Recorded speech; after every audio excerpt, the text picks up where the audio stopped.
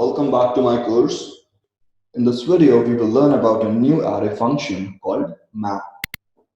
When we use the map function on an array, it iterates the array for us, and we can pass a callback function to perform some action or some operation on each array item, and we can return the updated value to create a new array.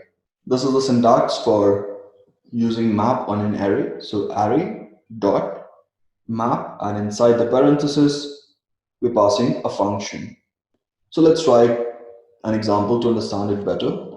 Say I have this array 1, 2, 3, 4, and 5, and what I want to do is I want to double all these values. So we can do it using for as well. So let's say for let I is equal to 0, I less than m array dot length.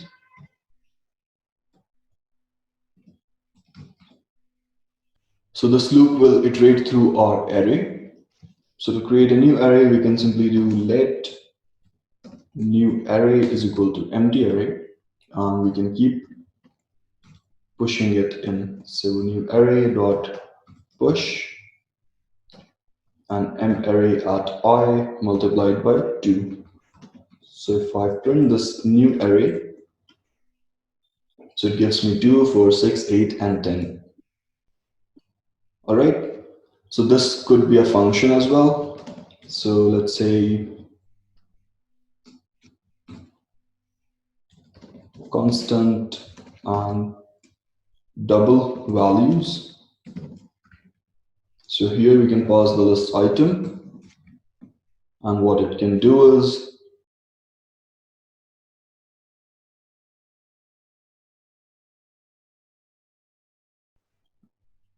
and it can simply double the value and return it back to us. So over here we can simply use that function. So double values, and we can pass item at m array at I. So as you can see, it still works fine. Now let's try doing this piece of code using map. So let's comment this one. So let's say let new array. So here we can iterate through the first array. So if you remember the syntax, so array dot map, and in here we pass a callback function. So the similar thing we did here. Now because we are passing it as an argument, as a callback function, so we don't use the function name, we can simply pass it. Say item is equal to and something. So let's say return item multiplied by 2. And as you can see, we get the same array. So let's see what's happening here.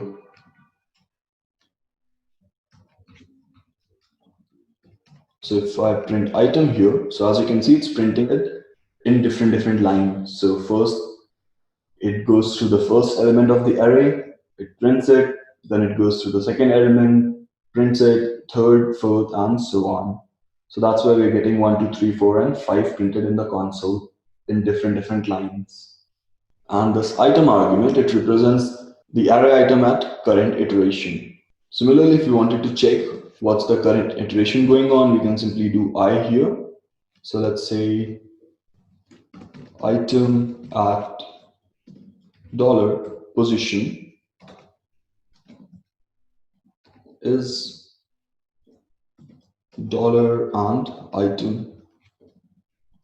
So when I run this code, it just prints item at position 0 is 1, position 1 is 2, 2 is 3, etc., etc. So this map function, it passes two values to this function. First is the item at current position, and second, the position itself. So if you look at this function for the equivalent, it would be something like this.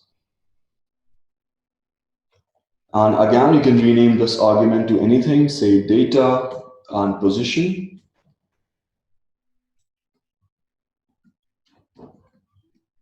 And still everything works fine. So this is how map works. And whenever you return something, that value is pushed to the new array. So right now we are not returning anything, but we are iterating through this list 5 times. So that's why we have 5 undefined pushed in this new array. So if I change this and I simply do data multiplied by 2, so it gives us this updated list with all these updated values. Also, if you remember, I mentioned this creates a new array. So if we print the original array, so it still has the same set of values 1, 2, 3, 4, 5. Only the new array has the updated values. So just to summarize, map is another way to iterate through array items. And along with that iteration, you can perform some actions on each element. Similarly, if this was an array of objects, so in here, instead of getting a number in data, you would get access to an object, and you can use that object to perform some operations. Let's give it a try. So let's say name John Lark. So let's say we have a list of objects and each object represents a pilot. Say experience, say 10 years, and type, say commercial. So this pilot has a name John Lark. He has an experience of 10 years and he is a commercial pilot. Similarly, say John Doe and John Smith. So let's say the second guy has an experience of 5 years and the third guy has an experience of say 20 years. And the second guy is a private pilot. He rides a private jet. So if you see right now, we're getting objects over here in data.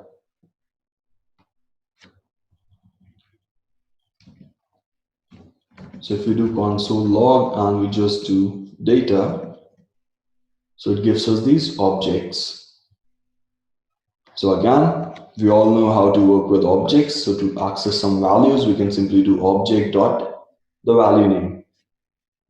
Let's say we wanted to create a new array where objects only contain the name and experience, not the type. So in this case, we can simply return a new object where name could be data.name and experience could be data.experience. Let's save it. And as you can see, we've got another array here with some objects, and each object just has name and experience. But the first one is intact. It still has the original values. So that's how you can use map to iterate through lists of any data type.